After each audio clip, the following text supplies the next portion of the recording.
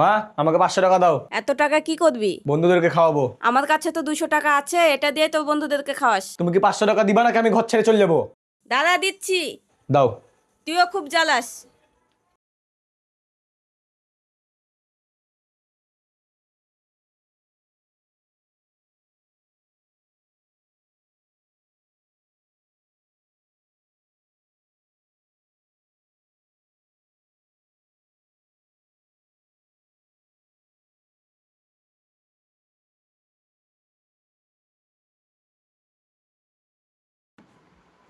আব্বা, 1000 টাকা দাও তো, বন্ধুদেরকে নিয়ে নদীর ধারে ঘুরতে যাবো। কি তুই সবসময় টাকা টাকা করিস?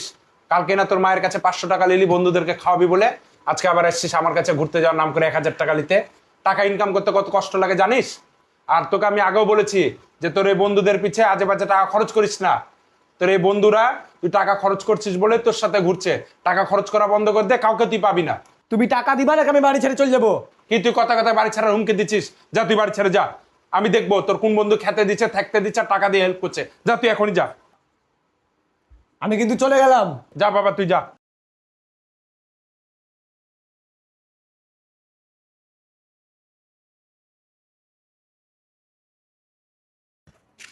কি রে বন্ধু, তুই যে ব্যাগ নিয়ে এখানে, আজকে তো স্কুল বন্ধ। বন্ধু, আসলে আমি আমার বাসা থেকে রাগারাগি করে বেরিয়ে গেছি। এখন আমি আমার ফুপুর বাড়ি যাব। আমার 500 টাকা লাগবে, তুই আমাকে ধার দে না। টাকা কি গাছে ধরে? এখন আমার কাছে কোনো টাকা পয়সা নাই, আর তোকে দেখলে আমার আম্মা বকবে। তুই এখান থেকে যা। আচ্ছা ঠিক আছে। টাকা দিতে এসছে। সামন, সামন, বল। 500 টাকা ধার দে না বন্ধু, আমার কাছে কোনো টাকা পয়সা নাই। আমি এখন আমার ফুপুর বাড়ি যাব। আমি আমার বাসা থেকে বেরিয়ে গেছি রাগ করে। তুই বাড়িতে পাঠাই ইসলাম কি করবো? আমার সময় টাকা হবে না, তুই অন্য কোথাও দেখ গা। আচ্ছা ঠিক আছে বন্ধু।